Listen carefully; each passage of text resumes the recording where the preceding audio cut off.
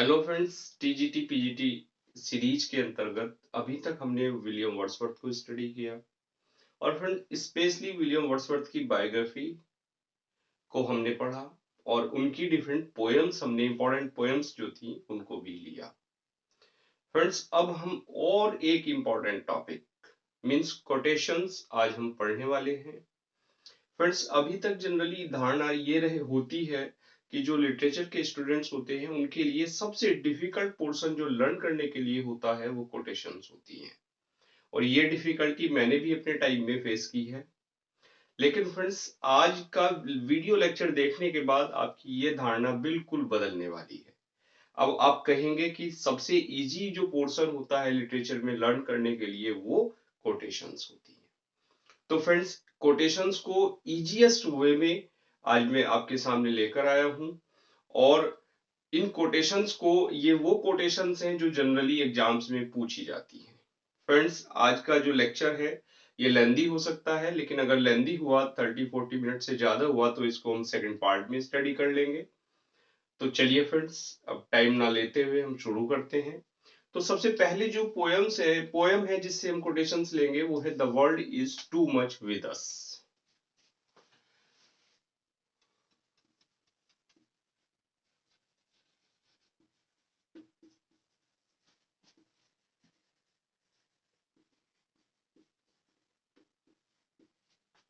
देखिए, ये जो पोएम है ये एक सोनेट है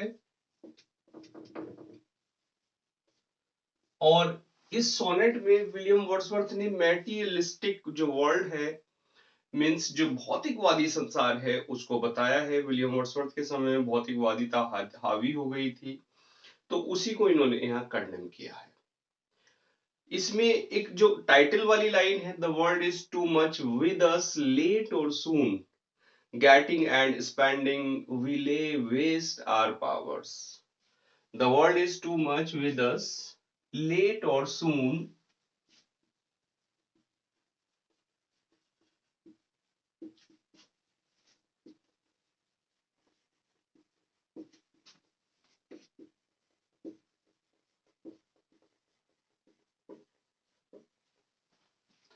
कि we the world is too much with us कि संसार बहुत अधिक लगा हुआ है। देर सवेर देर जल्दी उठना, देर तक काम करना, कि सारा संसार इसमें लगा हुआ है।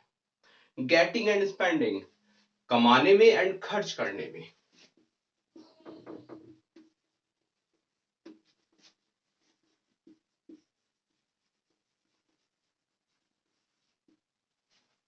गेट कहते हैं फ्रेंड्स कमाना एंड स्पेंडिंग खर्च करना। वी ले waste our powers,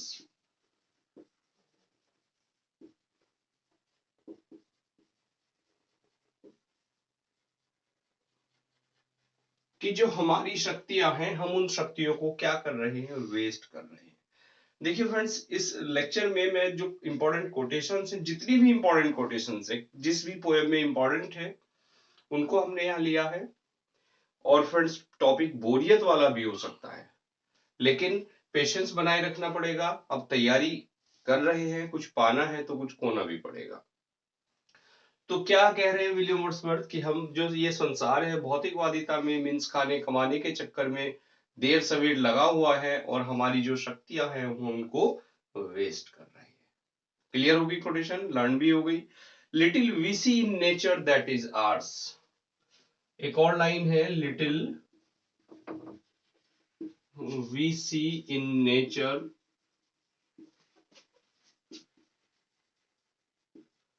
that is ours, कि नेचर में, प्रकृति में जो कुछ भी है और किसका, स्पेशली जो कुछ हमारा है, प्रकृति ने जो कुछ भी दिया है वो इंसान को दिया है। तो विलियम वर्ड्सवर्थ कह रहे हैं कि little we see in nature that is ours, कि प्रकृति में जो हमारा है, जो हमारे लिए है, उसको हम लिटिल वी सी मीन्स बहुत थोड़ा सा हम उसको देख रहे हैं। क्यों देख रहे हैं बहुत थोड़ा सा? क्योंकि हम खाने कमाने के चक्कर में लगे हुए हैं।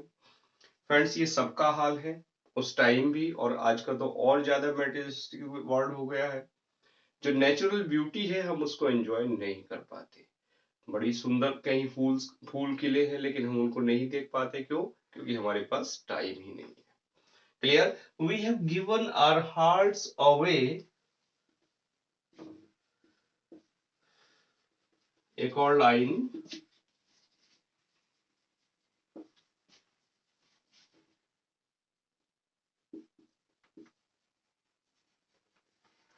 कि हमने अपने जो हार्ट से उनको त्याग दिया है. A sordid wound.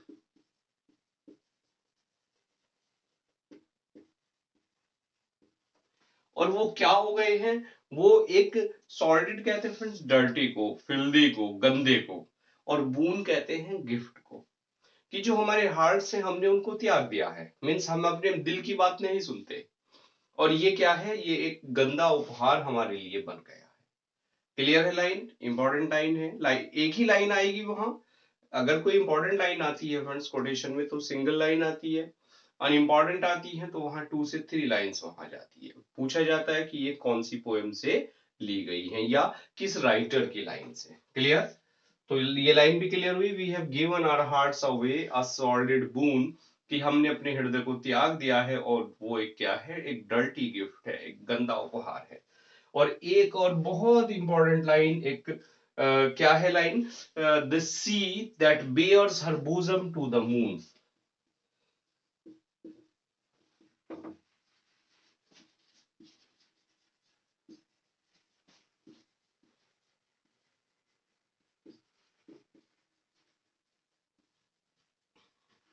कि जो सी है, जो समुद्र है, दैट बेयर्स हर bosom, जो अपने bosom को, जो अपनी छाती को बेयर करता है, मीन्स नेक्ड करता है, और किसके लिए, चंद्रमा को दिखाने के लिए. कि समुद्र अपनी अपनी जो चेस्ट है, ब्रेस्ट है, उसको क्या करता है फ्रेंड्स, वो नेक्ड करता है उस मून को दिखाने के लिए.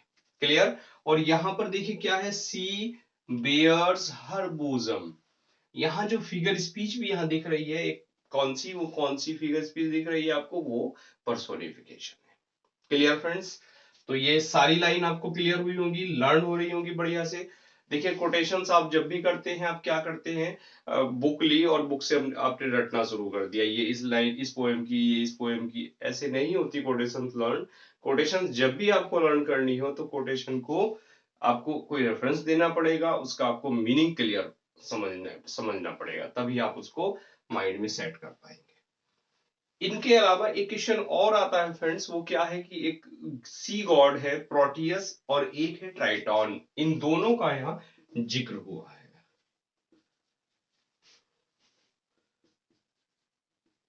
इस पोएम में प्रोटियस और ट्राइटॉन का जिक्र हुआ है. देखिए प्रोटियस क्या है, एक सी गॉड है, जो क्या करता है, फॉर टेलर है, मीन्स जो भविष्य बताता है. और वो क्या करता है, समुद्र से बाहर निकल के, जो पहाड़ियां होती हैं, जो समुद्र से बाहर निकल के वो लेटा रहता है. कोई व्यक्ति अगर उस तरफ आता है तो पहले तो वो उसको डराता है, और अगर वो नहीं डरता तो वो उसको भविष्य बता देता है. तो ये एक ग्रीक माइथोलॉजी में एक गॉड है प्रोटियस. और दूसरा है फ्रेंड्स ट्राइटॉन. ट्राइटॉन क्या है, एक राजा पोडियान था, पोडियान का ये बेटा है. और इसका ऊपर का जो हिस्सा है वो मानव का है, नीचे का जो हिस्सा है, नीचे की बॉडी इसकी एक फिश के समान है. अब अपने फादर की आज्ञा होने पर ये क्या करता है, शंख लेता है, और शंख लेने के बाद जब समुद्र को ये शांत कर देता है. तो इन दो देवताओं का जो जिक्र है वो विलियम वर्ड्सवर्थ ने इस पोएम में किया है. The world is too much with us. Clear? तो एक बार और सारी कोटेशंस देख लें. The world is too much with us late and soon, की जो संसार है उसमें हम देर से देर, पूरा संसार खाने कमाने में लगा हुआ है, और हमने अपनी जो पावर्स हैं, जो शक्तियां हैं, उनको वेस्ट कर दिया है. Little we see in nature that is ours, और प्रकृति में, जो प्रकृति ने हमारे लिए दिया है, हम उसमें बहुत कम ही देखते हैं. We have given away our hearts a sordid boon, कि हमारे जो हृदय हैं हमने उनको छोड़ दिया, त्याग दिया है, हम दिल की बात नहीं सुनते, और वो क्या है, एक सॉलिड बून, एक गंदा उपहार बन गए हैं. The sea that bares her bosom to the moon, और जो सी है, समुद्र है, वो चंद्रमा के लिए अपने bosom को एक्सपोज करता, दिखाता है. और ट्राइटन एंड प्रोटियस, दो सी गॉड्स का यहाँ जिक्र हुआ है. Clear friends? ये कोटेशंस बढ़िया से लर्न हुई, चलिए नोट कर लीजिए। अब देखिए नेक्स्ट पोएम है हमारे पास ओड टू ड्यूटी। ये भी इंपॉर्टेंट पोएम है, इसमें से भी कई बार कोटेशंस आती हैं और क्वेश्चंस आते हैं। ओड टू ड्यूटी, अगर पोएम के काइंड की बात करें तो क्या है, नाम से ही पता लग रहा है ये क्या है, एक ओड है। और यहाँ ये जो इंस्पायर है, ये जो इंस्पायर होके लिखी है फ्रेंड्स, वो हिम टू एडवर्सिटी।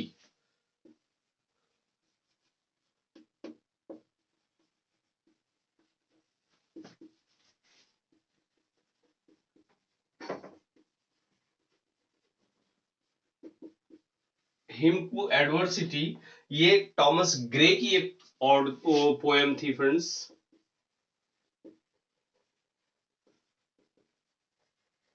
ये इसका सोर्स रही है, मींस ऑथर ने हिम टू एडवर्सिटी से इंस्पायर होके इस ओड को लिखा है।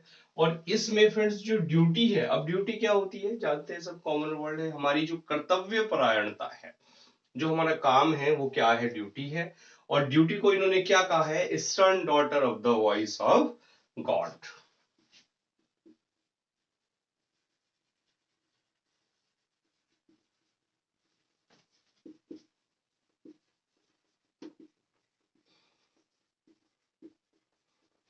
ये कहा जाता है, क्वेश्चन पूछा जाता है अक्सर कि who is called eastern daughter of the voice of God, कि ईश्वर की जो वॉइस ऑफ गॉड है, मींस ईश्वर की आवाज की कठोर पुत्री। ईस्टर्न कहते हैं फ्रेंड्स कठोर, स्ट्रिक्ट, और डॉटर कहते हैं बेटी, किसकी, वॉइस ऑफ गॉड। जो ईश्वर की आवाज है उसकी कठोर पुत्री कौन है, वो क्या है फ्रेंड्स, वहां किसको कह रहे हैं ऑथर, वो ड्यूटी है। बात क्लियर हो गई, क्वेश्चन पता लगा कैसे आएगा। चलिए एक और इसमें से इंपॉर्टेंट कोटेशन लेते हैं। Me this uncharted freedom tries, I feel the weight of chance desires. Me this uncharted,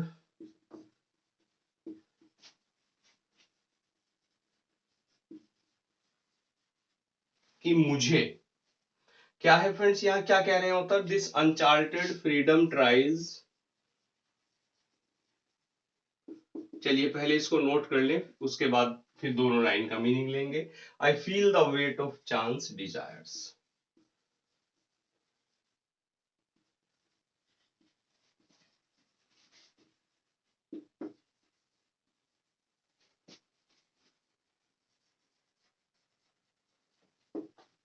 अब देखिए यहाँ क्या कह रहे हैं ऑथर, कह रहे हैं कि मैं जो कर्म की स्वतंत्रता है उससे मैं उगता गया, और जो इच्छाएं हैं मेरी, उन इच्छाओं के भार से मैं ऊब गया हूं।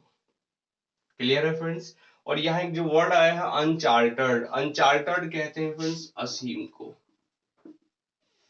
असीम, असीम का मतलब क्या होता है फ्रेंड्स, असीम होता है बहुत अधिक, एक्सट्रीम।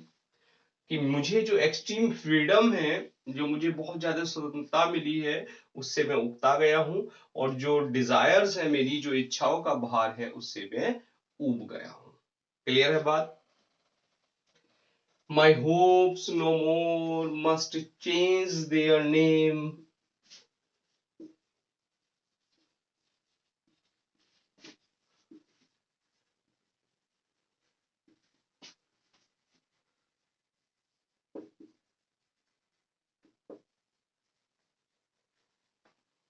कि मेरी जो आशाएं हैं, my hopes no more, कि मेरी जो आशाएं हैं वो अब नहीं है, और must change their name, अब वो अपना नाम ना बदलें। मीन्स मेरी जो आशाएं हैं वो अब निराशाओं में ना बदलें। I long for a repose that ever is the same.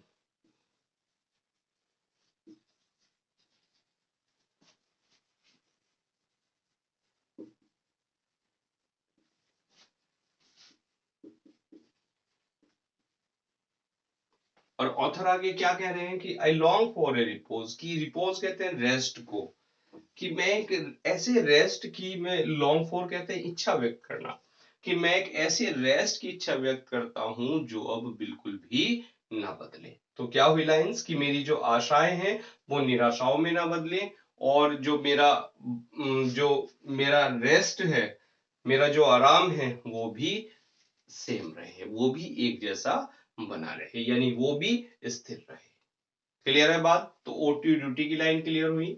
Him to adversity by Thomas Gray से इंस्पायर्ड है, और ओ टू ड्यूटी में stern daughter of the voice of God duty को कहा है।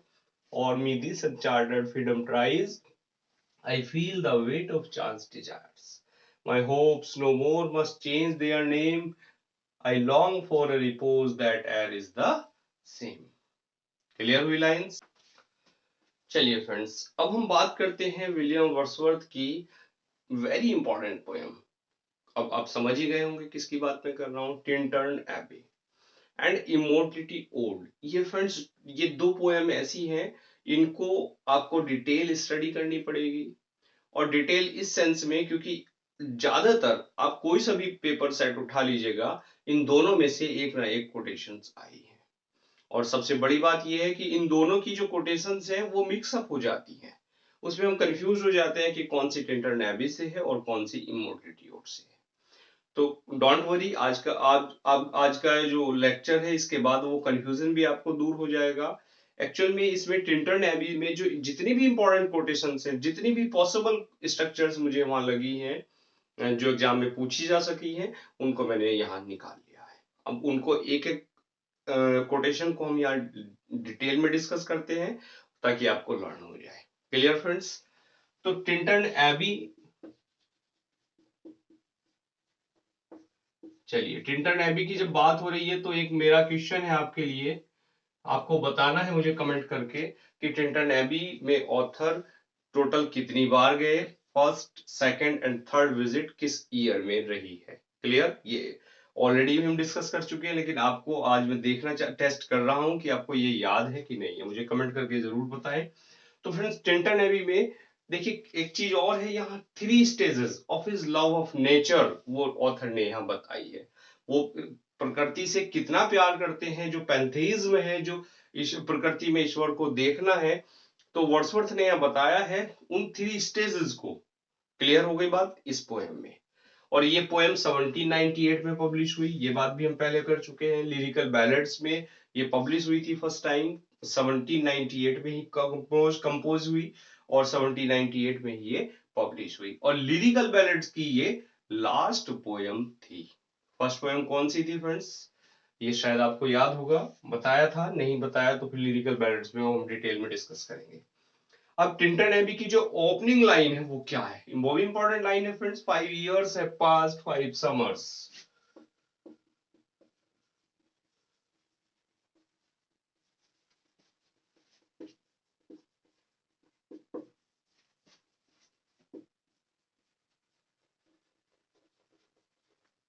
ये क्या है? Opening line.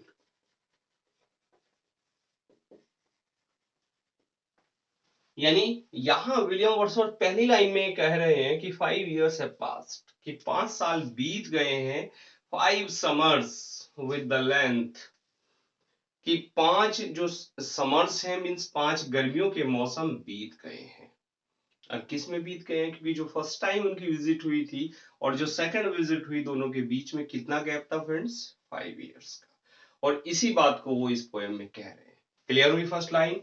Once again do I behold these steep and lofty cliffs।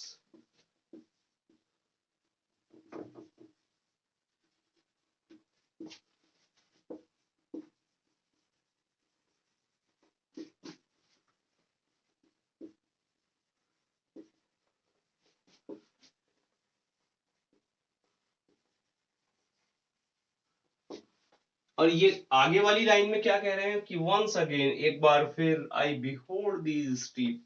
Behold कहते हैं फ्रेंड्स देखना, सी, कि मैं देख रहा हूं दीज स्टीप, इन खड़ी हुई, एंड लॉफ्टी क्लिफ्स, जो ऊंची खड़ी ये पहाड़ियां हैं, इनको मैं देख रहा हूं। क्लियर?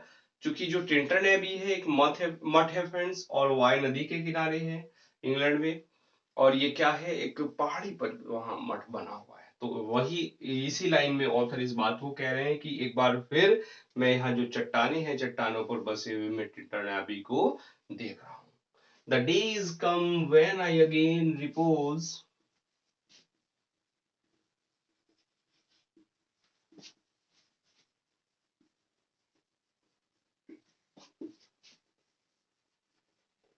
रिपोज क्या होता है फ्रेंड्स?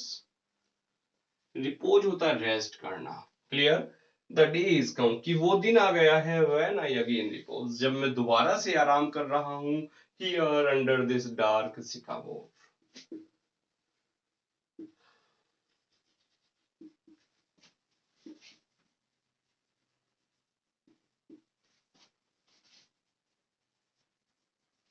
क्लियर?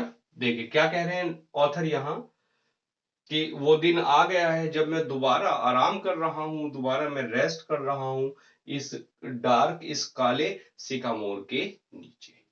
क्लियर है बात? ये सिकामोर क्या है? एक पेड़ की एक प्रजाति है फ्रेंड्स। तो इस बात को यहाँ ऑथर कह रहे हैं। In which the heavy and the weary wait,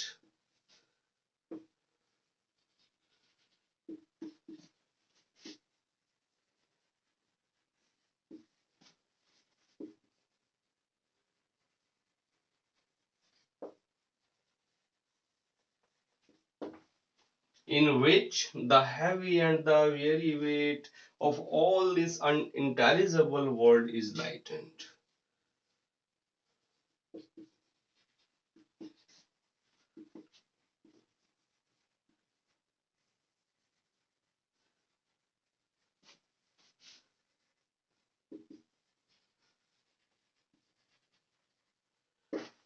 देखिए क्या कह रहे हैं यहाँ, in which the heavy and the weary weight, कि इसके नीचे की जो हैवी भारी एंड वियरी वेट, और जो थका हुआ एक भार है, एक थका हुआ भारी जो बर्डन है, जो जिम्मेदारी है, of all this unintelligible world, कि इस पूरे संसार का, और अनइंटेलिजिबल कहते हैं फ्रेंड्स गूढ़, इस पूरे गूढ़ संसार का जो वेट है, जो बोझ है मेरे ऊपर, वो मुझे हल्का हो गया है। बात क्लियर है? कि इस गूढ़ संसार का जो बर्डन है, मेरे कंधों पर जो है बर्डन है, वो अब हल्का हो गया है। क्लियर है बात?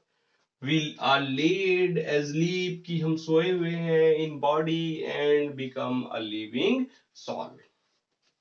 एक और प्यारी line, we are laid asleep,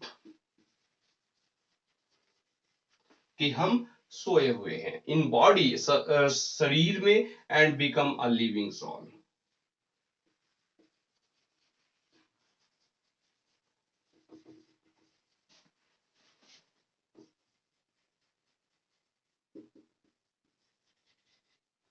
कि हम सोए हुए हैं और क्या बन गए हैं? एक लिविंग सोल, एक जिंदा आत्मा हम बन गए हैं। क्लियर है friends?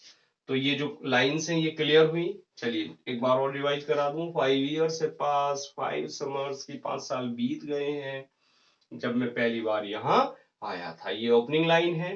Once again do I behold these steep and lofty cliffs, और एक बार फिर मैं इन खड़े, जो खड़ी पहाड़ियां हैं, इनको मैं देख रहा हूँ। The day is come when I repose here under this dark sycamore, कि वो दिन आ गया है जब मैं दोबारा इस काले सिकामोर के नीचे रेस्ट कर रहा हूँ, और ये जो संसार है, संसार का जो बोझ है, मेरे कंधों पर जो बोझ पड़ा हुआ है, वो अब हल्का हो गया है। हम शरीर में आराम कर रहे हैं, सोए हुए हैं, और हम एक लिविंग सॉल बन गए हैं। क्लियर है लाइंस? चलिए देखिए एक और बड़ी प्यारी लाइन टिंट नेवी में राइटर ने कही है। क्या कही है? द स्टिल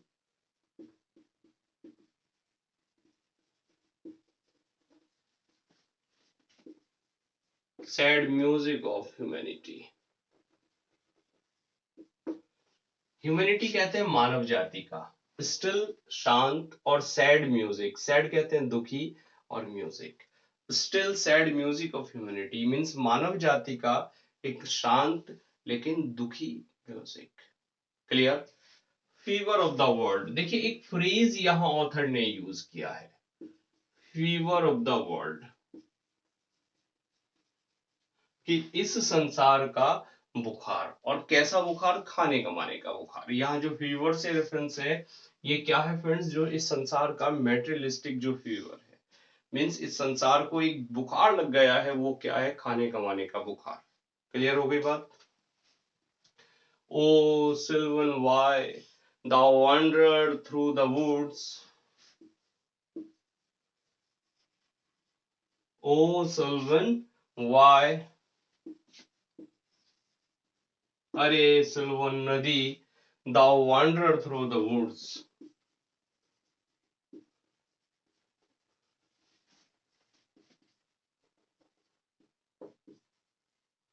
कि तुम तो जंगलों से होकर बहती हो।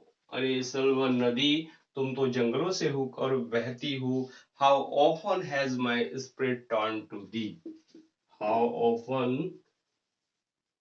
कि प्राय मेरी जो आत्मा है, has my spirit turn to दी।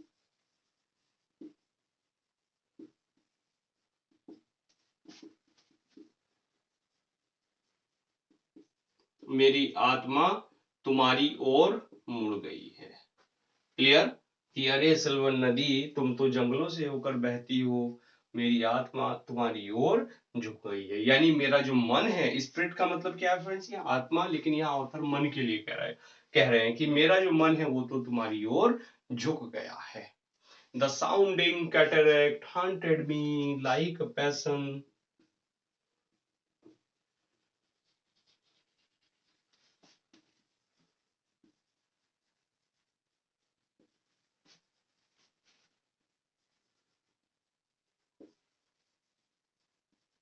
बहुत ही प्यारी लाइन, कई बार एग्जाम में पूछी गई है। और क्या पूछी गई है? The sounding cataract. साउंडिंग कहते हैं आवाज करता हुआ, कैटरेक्ट कहते हैं झरने को, वाटरफॉल को। कि जो आवाज करता हुआ झरना है, haunted me like a passion.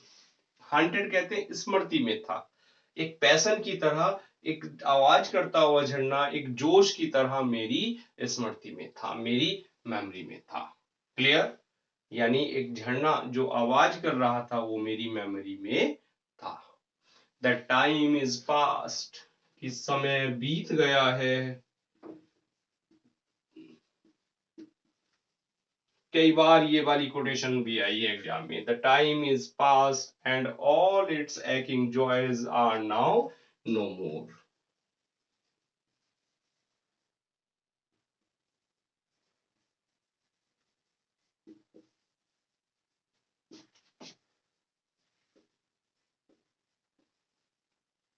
इस समय बीत गया है और इसके जो एकिंग जॉयज हैं, एकिंग कहते हैं फ्रेंड्स पीड़ा देने वाले, एक कहते हैं दर्द। क्लियर? यानी दर्द देना, पीड़ा देना, और जॉय कहते हैं आनंद, सुख। यानी इस समय के जो पीड़ा देने वाले सुख हैं वो बीत गए हैं। क्लियर है बात? और फ्रेंड्स यहाँ एकिंग जॉयज, एक चीज और आपको दिख रही होगी, एक कहते हैं पीड़ा देना और जॉय कहते हैं आनंद को। तो यहाँ कोई फिगर स्पीच भी आपको दिख रही होगी जहां दोनों ऑपोजिट बातें एक साथ रखी हुई है, यानी एक ऑक्सीमोरन में भी, ऑक्सीमोरन भी आप यहाँ देख सकते हैं। क्लियर? तो कोटेशन हुई that time is past and all its aching joys are no more, की जो समय है वो बीत गया है और इसके जो पीड़ा देने वाले सुख हैं वो अब नहीं है। Clear friends? समझ में आ रही होंगी, मजा भी आ रहा होगा। तो चलिए एंजॉय करते रहिए, लिटरेचर को इजी तरीके से पढ़ते रहिए। विलियम वर्ड्सवर्थ आगे एक और कोटेशन में कह रहे हैं, क्या कह रहे हैं? And I have felt a presence.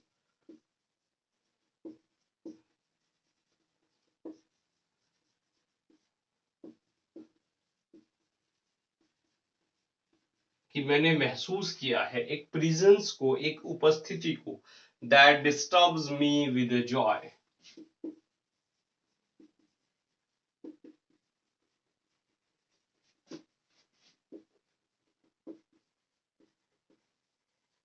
जो मुझे डिस्टर्ब करती है, किसके साथ? एक आनंद के साथ। और कैसा आनंद? Of elevated thought.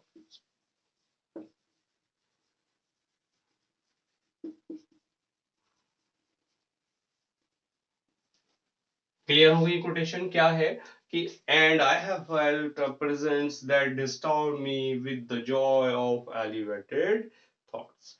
कि मैंने महसूस किया है एक उपस्थिति को जो मुझे डिस्टर्ब करती है, जो मुझे परेशान करती है। और किसके आनंद से? Elevated thoughts. एलिवेटेड कहते हैं उच्च, और थॉट्स कहते हैं विचार। यानी उच्च विचार के आनंद से मुझे क्या करती है फ्रेंड्स? मुझे डिस्टर्ब करती है। बात क्लियर हुई? I am still a lover of the meadows and the woods. I am still a lover of the meadows and woods। कि मैं तो एक प्रेमी हूँ। किनका प्रेमी हूँ फ्रेंड्स? मीडोज का। मीडोज कहते हैं ग्रासलैंड एंड वुड्स कहते हैं जंगल। कि I am still a lover of the meadows and woods.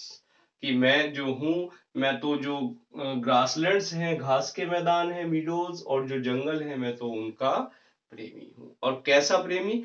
Still. Still means मैं अभी तक एक प्रेमी हूँ। क्लियर है friends? The anchor of my purest thought.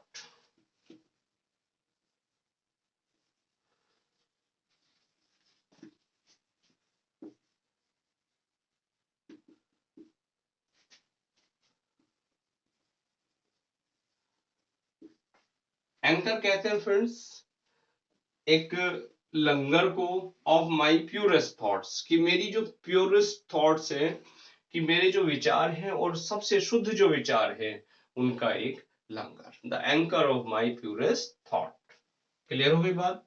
इसके बाद एक और प्यारी लाइन है, the nurse, the guide, the guardian of my heart and soul. The nurse, the guide, और ये किसको कह रहे हैं फ्रेंड्स? नर्स और गाइड नेचर को। The guardian of my heart.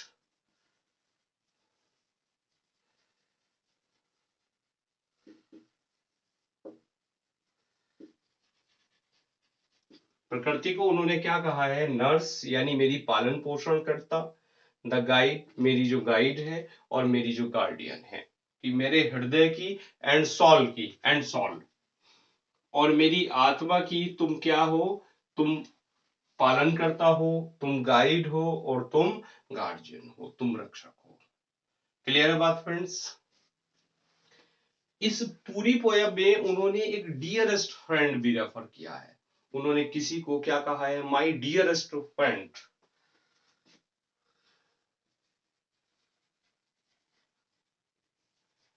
और किसको कहा है डियरेस्ट फ्रेंड? यहाँ आपको कंफ्यूजन हो सकता है कि उन्होंने डियरेस्ट फ्रेंड कहीं नेचर को तो नहीं कहा, लेकिन यहाँ नेचर को नहीं कहा। उन्होंने किसको कहा? डोरोथी, जो उनकी सिस्टर थी। डोरोथी को उन्होंने क्या कहा? My friend, dearest friend. Clear? My dear, dear and my dearest friend, ये दो तीन जगह उन्होंने my dear, dear friend refer किया है। और वो डियर फ्रेंड या डियरेस्ट फ्रेंड उन्होंने डोरोथी को कहा। क्लियर है बात? चलिए फ्रेंड्स, एक और लाइन में वो कहते हैं कि my dear, dear friend, and in thy voice I catch the language of my former heart. My dear, dear friend,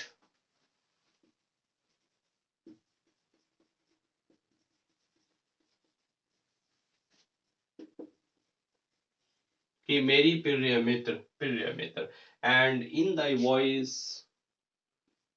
and, और तुम्हारी जो आवाज है, उस आवाज में मैं सुनता हूं, क्या क्या सुनता हूं? आई catch the language of my, मैं देखता हूं, क्या देखता हूं? The language of my former heart.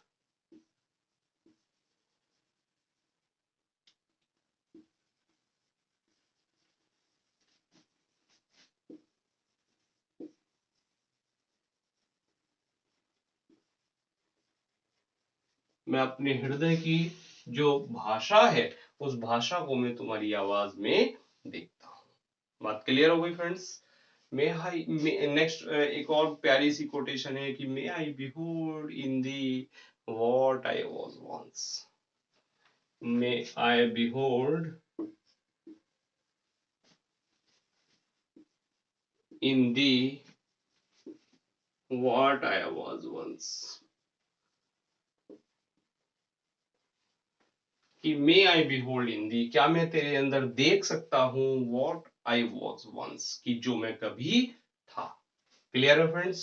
और एक बहुत प्यारी कोटेशन है जो कई बार पूछी गई है आपके टीजीटी में भी और पीजीटी में, वो क्या है friends? Nature never did betray the heart that loved her.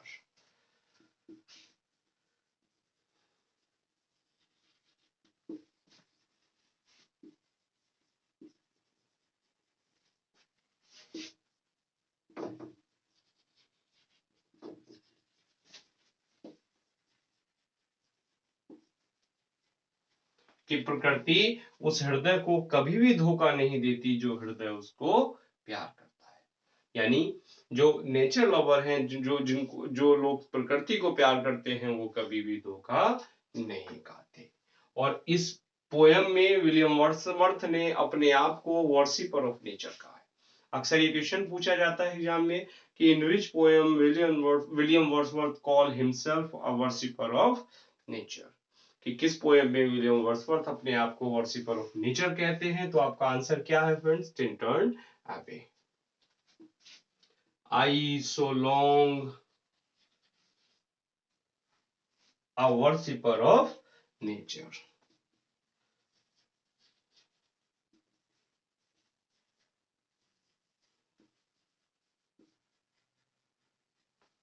Clear हुई बात फ्रेंड्स? तो यहाँ विलियम वर्ड्सवर्थ की टिंटन एबी में जितनी भी इंपॉर्टेंट लाइंस थी, जो भी इंपॉर्टेंट कोटेशंस थी, ये फ्रेंड्स सारी हमने डिस्कस कर ली है। और अब इनमें से अगर यहाँ एग्जाम में कोई क्वेश्चन आता है तो फ्रेंड्स इनसे बाहर नहीं जाएगा। बात क्लियर है आपको? समझ भी आ रही होगी। चलिए फ्रेंड्स, एक और इंपॉर्टेंट पोएम जो है वो है टू मिल्टन, जिसका सबटाइटल है लंदन 1802। इस पोएम से फ्रेंड्स, एक्चुअल में जो पोएम है ये ऑथर ने डेडिकेट की है मिल्टन को। और मिल्टन को ही क्या फ्रेंड्स, जो नेशनल इंडिपेंडेंस है उसको और लिबर्टी को ये पोएम डेडिकेटेड है।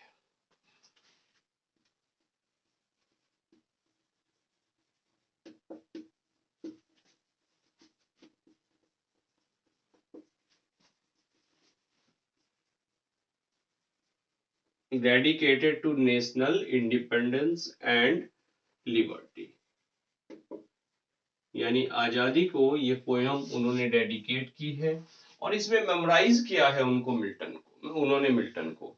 और ये पोयम क्या है फ्रेंड्स? एक सोनेट है। चलिए यहां लिख देता हूं मैं, ये क्या है? सोनेट है। क्लियर? और इसमें वो क्या कह रहे हैं? इंपॉर्टेंट लाइन है इसकी, Milton thou shouldst be living at this hour, England hath need of thee. Milton को एड्रेस करते हुए कह रहे हैं, मिल्टन को संबोधित करते हुए कह रहे हैं कि thou shouldst be living at this hour.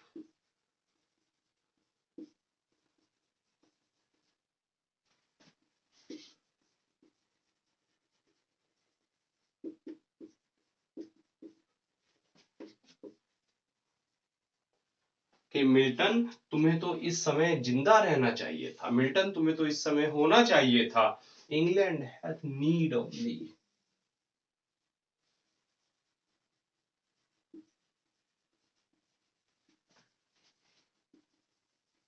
कि इंग्लैंड को तुम्हारी जरूरत है। क्लियर है बात फ्रेंड्स? मिल्टन, तुम्हें तो इस समय जिंदा रहना चाहिए था क्योंकि इंग्लैंड को तुम्हारी जरूरत है।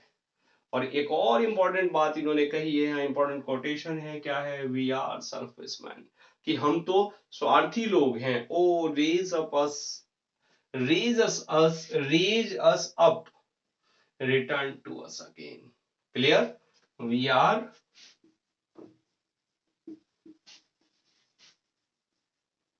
Selfish man.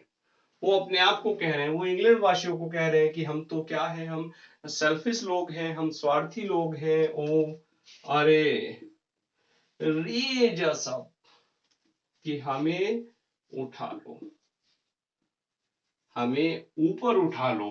और किससे ऊपर उठा लो friends? Return to us again,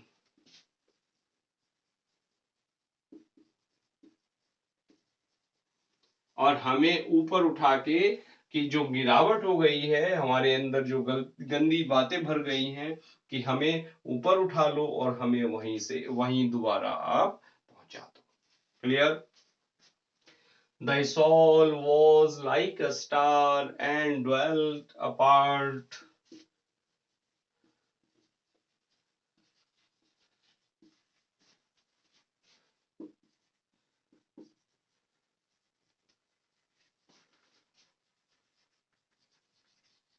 और वो कह रहे हैं मिल्टन की सॉल को कि मिल्टन, तुम्हारी आत्मा तो एक स्टार के समान थी, एंड dwelt apart, और वो कहीं दूर रहती थी। क्लियर? तो ये लाइन, ये जो इंपॉर्टेंट लाइन्स है फ्रेंड्स, ये मिल्टन से हैं। टू मिल्टन जो सॉनेट है उससे ली गई हैं।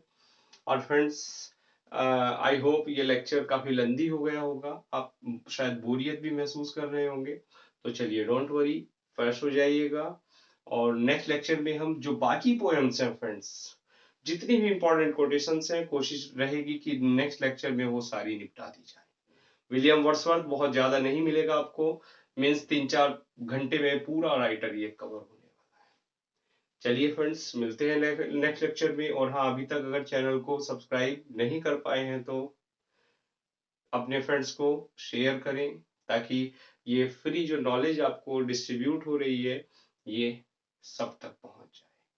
फ्रेंड्स, स्पेशली ये जो चैनल है ये उन लोगों को डेडिकेटेड है जो वास्तव में मेहनत करना चाहते हैं, कुछ अचीव करना चाहते हैं, बट विदाउट एनी कॉस्ट। ये मेरा मोटो है कि एजुकेशन सबको मिले। उन लोगों को जो स्पेशली कोचिंग अफोर्ड नहीं कर सकते, चाहे वो पैसे के कारण या टाइम मैनेजमेंट के कारण, तो उनको यहाँ बेस्ट कोचिंग मिलेगी और फ्री ऑफ कॉस्ट। तो चलिए फ्रेंड्स, मिलते हैं नेक्स्ट लेक्चर में। Now thanks for watching this video.